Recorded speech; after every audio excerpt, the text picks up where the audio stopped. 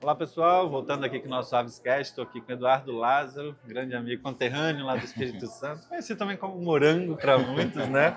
Médico veterinário, proprietário do criador e do Hospital Silvestre lá no Espírito Santo, que fez a palestra sobre tendências e avanços em criadores. Seja muito bem-vindo, Morango. Fala de Morango, né? Pode ser. De Eduardo, não Sem dá. problema. Muito obrigado pelo convite. Morango, começa falando com a gente, então, assim, quais são as maiores tendências que a gente tem hoje no setor de criadores de aves hoje no Brasil? Cara, então, a gente está tendo uma pressão muito grande, né, da sociedade em como mandar esse animal para o tutor, né, de maneira geral, para o responsável, né? E aí a gente vai precisar mudar muitas tendências. Dentre elas, né, que a principal é a relação do voo da ave, tá? Então isso faz uma diferença grande na parte da criação comercial. Então o manejo do começo, ali desde a papinha, tudo, até a liberação do desmame, até a liberação para dentro da casa do tutor, é importante fazer. E não é simplesmente só do fator não corte das penas, e sim desse manejo principal ali que precisa ser diferenciado para poder que essa ave chega, né, dentro de casa sem os cortes e ela saiba voar, literalmente, né? Então isso é a primeira pressão. Então muita gente, a gente fala que tinha uma fobia, né, tipo, às vezes ver da ave ali na gaiola, tudo, mas não saberia como ter essa ave, né? E aí é onde que começou a entrar, né, a prática do voo, né, que a gente tem o voo livre, o voo indoor, né, no caso. Então não necessariamente a pessoa precisa fazer o voo livre, ela pode fazer o voo indoor, que é o que eu aconselho na maioria dos tutores, né? E aí para que isso possa ter uma relação melhor do responsável e com a ave ali, né? Então esse é um dos primeiros pontos, né? A outra parte principalmente é a questão da nutrição, tá? Então aquele manejo antigo que a gente tinha, né, do uso das sementes, ou às vezes até mesmo do uso somente da extrusada, que é onde até recentemente bateu bastante nisso daí, hoje a gente já vê que não tem. Então a gente usa uma nova formulação, uma nova forma, porque a gente quer as aves vivendo muito tempo. Perfeito. E a gente via que isso ela vivia em curtos tempos, né? E aí acabava desenvolvendo problemas nutricionais, às vezes problemas renais, e por aí vai, e aí agora a gente começa a ver que existe uma relação da alimentação, principalmente com essas aves. E a gente quer que, um papagaio, a estiva, né, por exemplo, vai viver aí seus 60, 80 anos, né? E aí o criador ele tem que estar preparado para ter essa ave durante esse tempo todo, né? Sim. No caso. Então não é uma ave que vai durar 10 anos de criação. Não. Ela tem uma tendência de 60, 80 anos ali nessa longevidade toda ali, né? E as outras grandes tendências, questões principalmente tecnológicas relacionadas com o criador. Você entendeu? Como que tá essas novas tecnologias? Como que ela tem impactado o manejo, no criatório, ajudando na criação? Cara, isso é bizarramente assim, muito bom e positivo que a gente tem, né? E um dos fatores, né, fazendo um pouco do mexendo tudo, o meu exótico está entrando muito nesse sentido para poder auxiliar muito no fator que a gente não tinha, que trabalhava tudo no Excel, aquelas coisas todas ali, se perdia muitas das vezes, tudo, que hoje a gente consegue documentar e entregar para o tutor de uma forma totalmente responsável, né? E isso é uma forma muito legal. Então aí é onde entra, tipo, as câmeras, né, o Iris, então que a gente consegue ver, às vezes, comportamentos das aves que a gente, às vezes, só conseguiria ver naquele momento que a gente fosse cuidar dela, né? Então hoje a gente consegue registrar, consegue fazer até mesmo a inteligência artificial identificar de que a ave caiu para o fundo da gaiola. Então, tipo, me avisa nesse momento que essa ave caiu. A gente consegue hoje doutrinar a inteligência artificial para nos fazer isso a favor. Então, desde a parte, né, do bem-estar da ave, até mesmo na questão da saúde, a gente vai conseguir documentar. Então, tá uma temperatura absurda dentro aqui desse galpão, né, da criação. Então, que ligue o aspejoso para a gente poder diminuir, né, essa temperatura. Ou usa outra técnica, né, para a gente poder conseguir fazer diminuir essa temperatura para dar um conforto térmico para essa ave, né?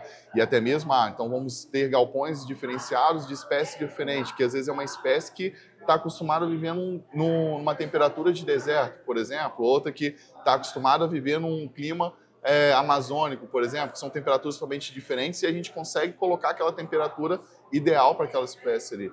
Então a tecnologia hoje entrou muito a favor para a gente, Ao mesmo tempo, muitos estão com medo, né, do fator de tirar o humano da parada que realmente vai acontecer de uma certa forma, mas não vai acontecer 100%.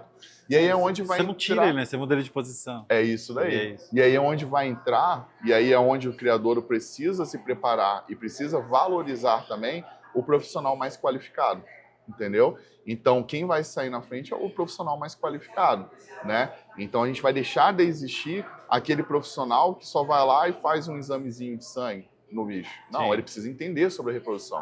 Ele precisa entender, gerenciar essa tecnologia a princípio, né? Perfeito. Então, e aí vai ser o outro lado da moeda, que também eu, como médico veterinário, não vou poder saber somente sobre a medicina veterinária. Talvez vou ter que saber um pouco da tecnologia a meu favor para esse momento. Perfeito. O que você acha que diferencia hoje, por exemplo, os criatórios mais modernos dos mais tradicionais? É um receio, uma barreira, às vezes, até cultural mesmo, de trazer tecnologia, porque às vezes a gente cria uma década daquela forma e tudo mais. Mas a gente sabe que, além da tecnologia ajudar em tudo isso, a gente falou agora há pouco com o Mário Salviato também sobre as mudanças climáticas que estão vindo, que isso afeta, né? Um calor que não existia, agora está existindo. Como que você vê assim os criatórios que estão mais modernos e os mais tradicionais? A diferença é mais no manejo, é mais na aplicação de tecnologia, a profissionalização? Como que você vê esses dois mundos? Cara, eu vejo todos esses fatores, na verdade, infelizmente. Antigamente, a gente pensava muito em números, em mais business, em mais vendas, né? Então, a ave que não está reproduzindo, a gente tenta descartar, né, ela, devolve, né, para o IBAMA, devolve para algum órgão, né, no caso tudo, então a gente tenta retirar do plantel, né? E às vezes, na verdade, essa ave que não estava reproduzindo, antigamente a gente não sabia o porquê que ela não estava reproduzindo. E às vezes é uma mudança um pouco de manejo, ou um tratamento que seja com ela, que a gente conseguiria voltar ela a reproduzir. Legal. Tá? E aí, assim, eu acho que não vai ter muito espaço para essa galera das antigas, sinceramente. Pensando hoje, assim, mais ou menos, eu entendo que time ganhando a gente não muda, Sim. né? Então tem muito esse bordô assim, mas ao mesmo tempo a gente precisa mudar. Então, a pressão é grande. Por exemplo, o órgão ambiental lá do Espírito Santo hoje obriga você a ter bem-estar nas aves. Sim. Então, você precisa entrar com enriquecimento ambiental dentro do seu criador comercial. Isso é uma legislação obrigatória. Perfeito. Então, se eu não vou adequar, cara, o meu criador não vai continuar sendo licenciado pelo órgão. Então, entre aspas, eu sou obrigado a entrar. Mesmo que eu não goste, mesmo que eu não apoie, eu sou obrigado a entrar. E não é só, tipo, botei uma pinha lá e acabou. Não. Eles querem entender se está tendo interação ou não com as aves ali do criador, entendeu? Ou seja, quanto antes eles se preparam para essa nova fase, é um dos desafios aí, né? Até esperar uma renovação de AM e tudo mais, aí não ter tempo, ter que fazer um grande investimento e tudo mais. O quanto antes se adequarem a esses novos modelos de criação, melhor. Muito. E eu escutei até numa palestra aqui do Rodrigo, achei muito interessante uma fala dele que me deu essa transmissão, não sei se eu ia até conversar com ele para ver se realmente era isso ou não, mas ele falou que, tipo assim, lá no criador dele ele tem setores, né? O de 2020, 2000 e tanto, e os de agora, né? Então ele tem, tipo, essas separações. E aí me transmitiu muito de que, né? Pô, tô fazendo umas atualizações aqui para ver se realmente esse de 2020, que eu não faço essa atualização aqui, para ver se de repente dá certo, para eu poder transformar esse de 2020 para esse de agora. Que legal. Então pode ser uma opção, e nós como médicos veterinários, nós como responsáveis técnicos dos criadouros, eu acho que é importante a gente abordar com ele, mostrar para eles, talvez começando assim, criar pequenas mudanças para que ele acredite muito na tecnologia, acredite muito no seu profissionalismo, para ele poder fazer em todo o resto do criador. Legal. Então, assim, não adianta a gente entrar com pé no peito, né? Que é o que eu sempre falo, né? Então, assim, é importante a gente ir indo aos poucos e mostrando tudo para a gente poder realmente ganhar essa confiança, né? Do público, do criador ali que realmente está ali, né? E falando em pé no peito, você citou o caso lá do Espírito Santo também, do órgão. Como lidar com essa pressão pública e legal sobre a criação de aves hoje, né? Tem toda uma questão, a gente sabe, de uma militância, de ideologia. Isso às vezes acaba entrando dentro dos órgãos, que cria muitas barreiras ou dificuldades. Essas exigências novas, igual você falou, de enriquecimento. Como que é lidar com essas pressões hoje? Uma coisa que eu acho que a gente precisa, que é o que eu vejo que falta um pouco, é a união, tá? É o momento que a gente precisa ter uma união um pouco mais forte, mesmo que temos ideologias diferentes. Perfeito. Então, assim, você tem uma ideologia, eu tenho outra, fulano tem outra. Não, pô, o sistema de criação do Eduardo é totalmente diferente da minha. Eu não vou ficar passando... Entendo que existe um pouco dessa barreira, mas a gente precisa quebrar um pouco essa barreira. Perfeito. E aí se juntar. E tá tudo bem você ser diferente do que eu. Sim. Mas, cara, a gente precisa se juntar. E aí, pra gente tentar enfrentar um pouco mais dessas ideologias, falsas ideologias, né? Sim. Quando elas são falsas, Muitas né? vezes sem base científica, Sem sem base, conhecimento, sem nada. vivência. Justamente. Aí a gente precisa realmente tentar confrontar um pouco mais. E aí é mostrar evidências. Às vezes, no primeiro momento, aceitar aquilo ali porque a gente é obrigatório por causa da lei, mas a gente tentar mostrar o porquê que aquilo está errado. Vou dar o exemplo de uma coisa que aconteceu com a gente. Eles queriam colocar, não é de aves, né, mas dar esse exemplo, eles queriam que a gente colocasse um coxo de alimentação para o tigre d'água dentro do recinto do tigre d'água. Aí a gente falou, cara, mas eles não comem coxa, eles comem dentro da água. Não, mas a nossa exigência é que tenha um coxo para poder ter uma alimentação adequada e que não fure. O que a gente fez? A gente teve que montar uma palestra, a gente teve que aceitar naquele primeiro momento, mas mostrar todo o embasamento científico, sentar com eles e falar, e aí? Aí foram onde acordaram e falaram, realmente isso não cabe, entendeu? Perfeito. Então, assim, são coisas que a gente tem que aos poucos fazer, não adianta a gente bater de frente direto. É o que a gente quer, né? Porque, poxa, tá errado, eu estudei tanto para isso e estão falando errado. Beleza, mas vamos devagar? O grande exemplo que hoje eu falo muito é sobre esse lance dos cortes, que está sendo muito polêmico, né? Os cortes das penas, tudo. E aí, tipo, mas que é proibido aquilo. Não, calma. O negócio é, vamos mostrar para o tutor o que é melhor ou não para a ave? Mas ele faz e tá. Ok, deixa ele continuar fazendo, sei lá o quê. A minha opinião é sobre o que é melhor para o animal. É isso daí. E aí, ao mesmo tempo, o que a gente precisa fazer? O primeiro ponto nisso daí é ensinar ele que vamos ter lá o seu apartamento, por exemplo, porque não dá para você viver com a ave sem ter lá o apartamento. É igual tutores de gato hoje. Então, antigamente, quantos gatos não morreram pulando, saltando dos apartamentos? Sim. Para que hoje é quase impossível você comprar ou adotar um gato sem você provar que você tem uma tela no apartamento. Olha. Então, assim, mas isso foi o quê? Cultura. Que foi aos poucos, tudo. Então não adianta a gente querer bater logo de frente. Esse desconhecimento, você deu o caso do tigre d'água, eu lembrei, aí, um amigo foi enviar um ave de rapina, na hora de embarcar, a companhia aérea foi e pegou, não, mas cadê o alpiste? Tem que ter comida disponível. E esses caras nem sabem, como assim um rapinante vai comer alpiste? Ele come rato, come codorna, come pintinho, come carne. Não tem isso, cara. E eu falei, cara, deixa de embarcar por causa disso. Compra um alpiste e bota dentro do lugar. O bicho vai ignorar esse alpiste, mas pelo menos você embarca. Então a gente vê que ainda falta muito conhecimento, né? E acesso. E me parece que às vezes que os órgãos não... Eu sei que é uma diversidade de aves muito grande, de outros animais também, mas não tem essa preocupação. É muito mais do tipo, não, proíbe ou inviabiliza ou coisas do tipo, né? É um grande desafio para o criador também lidar com isso. Eu acho que falta um pouco, né? Tipo, às vezes, tipo assim, beleza, tô vendo aqui que eu vou receber um falconiforme. Deixa eu ver que espécie é essa, deixa eu ver qual é o seu hábito alimentar, para antes de aceitar, né? Que ele vai ser transportado. Então é muito tipo, aceito e se vira. Entendeu? É tipo isso. E você acha, tirando a parte dos órgãos ambientais ou companhia aérea, você acha que a profissionalização nos criadouros tem avançado? Tem, demais. Mas eu ainda sinto um pouco a falta da medicina veterinária e até mesmo, às vezes, um pouco da biologia, tá?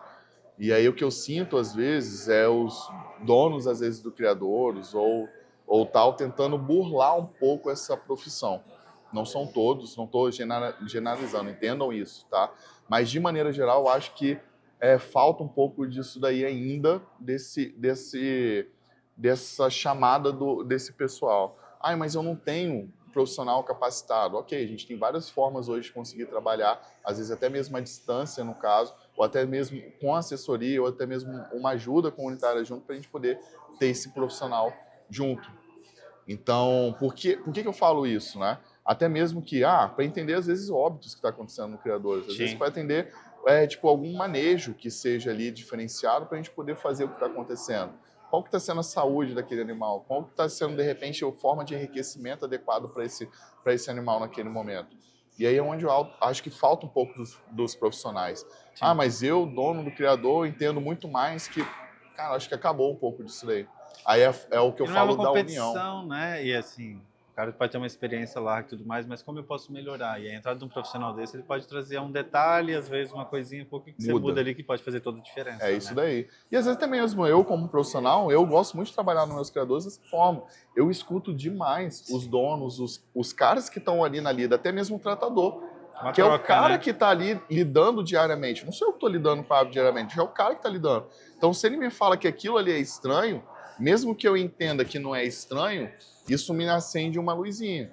Eu falo, cara, se ele está achando isso estranho, eu preciso entender o porquê que ele está achando estranho. Sim. Que às vezes é um tipo de comportamento que para a gente não seja tão direcionado, mas que para aquele indivíduo seja assim diferenciado e que esteja mostrando uma alteração, desde comportamental, a saúde, por aí vai, entendeu? Então falta um pouco dessa união e da gente aceitar isso daí, escutar o próximo, entendeu? Então, desde a veterinária, tá, na medicina, Perfeito. da biologia, até mesmo o dono do estabelecimento, entendeu? E que o que inviabiliza, eu entendo um pouco, às vezes talvez seja a burocracia tanto que a gente passa, né? Tanto dos órgãos, de imposto e várias coisas que envolvem isso daí, que aí às vezes acaba tentando, às vezes, inviabilizar. Mas a gente tem que entender e passar isso para o responsável que está comprando a nossa ave, que aquele valor aumentado daquela ave está embutido o meu profissional, o tudo e por aí vai. Então, quando você mostra para o responsável que está comprando, olha, você está levando não é a ave. Olha o que você está levando aqui. Genética, bem-estar, saúde, vai tudo com uma boa É isso criação, daí. né? Acompanha o animal. Morango, para a gente encerrar, que mudança você gostaria de ver no mercado brasileiro hoje, nesse cenário? O que você mais almeja aí por mudanças para melhorar o mercado de criação? Cara, eu queria ver mais a responsabilidade dos tutores, né, em cima da compra desses animais, tá? Então, que infelizmente ou felizmente, eu acho que quem vai ser o mais responsável a passar isso pro tutor, né, pro responsável, são os criadores. Isso que eu ia te perguntar, isso é uma responsabilidade dos criadores, você acredita? Eu acho que inicia-se nele. Eu acho que não é total dele, Sim. mas eu acho que inicia-se nele. Do momento de, cara, ele vai comprar minha ave, mas ele já preparou o recinto da ave? Qual que é a gaiola que você está comprando? Tal, tudo. Ah, manda mensagem, olha, eu queria saber qual que é o valor do papagaio. Você já escutou falar do papagaio? Não, porque eu sei que ele fala muito. Não, mas você sabe quanto tempo vive e tal, tudo. Para depois, no final dessa conversa toda de manejo e saber como que vai ser a minha ave viver dentro ali da casa daquela pessoa, eu passar o preço para ele. Perfeito. Você entendeu? Porque não é só o preço do animal. Ele vai ter que ter mais investimento do que isso. Né? É isso daí. E assim, entenda que a gente já teve um caso desse no criador, de uma criança mandar mensagem pra gente querendo comprar um papagaio na papa para poder fazer voo livre. A gente não conversa com você. A gente queria conversar com o seu responsável para poder saber e tal. Não, mas minha mãe vai comprar para mim. Aí a mãe entrou em contato com a gente. Aí a gente, olha, então a gente precisa entender como que a ave vai ficar, sei lá o que, tudo. E outra, a gente não vende na papa. A gente vende com ele, não, mas eu quero na papa, eu vou pagar por isso. Então, infelizmente, o nosso animal não vai para vocês, porque não é da nossa criação a gente vender nesse formato para vocês. A gente entende que isso é um risco muito grande, principalmente que vai ser uma criança que vai manejar o animal, que infelizmente não vai. Ah, mas eu pago tanto a mais. Não é questão de valor. A gente deixou claro, não é questão e agora a gente mudar encerra justamente essa cultura, né? É isso daí, não é um brinquedo que você está dando para a criança, né? É uma vida. E é isso que é o que vai mudar na cabeça das ideologias, das falsas ideologias. A partir do momento que esse comportamento. É isso daí. É o nosso comportamento em cima daquela venda daquele animal. Aí vai mudar. Pô, imagina o cara chegando já com o histórico do nascimento do animal ali dentro do criador, de tudo que o animal já passou, de tudo de exame que esse animal tem, sei lá o que, blá, blá, blá. A conversa que teve sobre como que está sendo o manejo dentro de casa, tudo e tal. Perfeito ainda seria se a gente conseguisse acompanhar o pós, mas eu sei que isso vai ser uma dificuldade muito maior. Porque imagina, tipo, um criador grande que vende mais de 100 aves por ano, pô, realmente é um pouco mais complicado. Sim. Mas eu acredito que talvez isso possa evoluir. Que querendo ou não, pela nossa legislação, a gente tem responsabilidade se caso Sim. esse cara quiser abandonar esse bicho. Sim. Você tem que receber de volta. A gente tem que receber de volta. Então, querendo ou não, a gente tem essa responsabilidade, mas ninguém nunca se ligou para esse ponto, entendeu? E aí eu sei que isso vai apertar muito mais financeiramente se a gente precisar ainda ter esse acompanhamento dessa forma com esse animal. Mas talvez a tecnologia nos ajude. Perfeito. De que, levou no veterinário, o veterinário lá foi, botou no cadastro do tutor, que abaixou o peso, tal, tudo vai pitar direto no criador. E aí o cara vai conseguir mandar uma mensagem, cara, tô vendo aqui que aconteceu isso, o que tá acontecendo, que eu posso estar te ajudando. Legal. Entendeu? Legal. Mano, mais uma vez, muito obrigado aí por ter aceitado o convite, bater esse papo aqui com a gente, cara. Nada, que isso. Obrigado a vocês, é um prazer imenso. Cara, trabalho fantástico de vocês, espero que tenha milhões de podcasts desse pra gente poder ter mais avanços e chegar a informação para quem realmente necessita. Obrigado. Bom, pessoal, obrigado e acompanha na playlist aí mais vários episódios super interessantes aqui e até o próximo.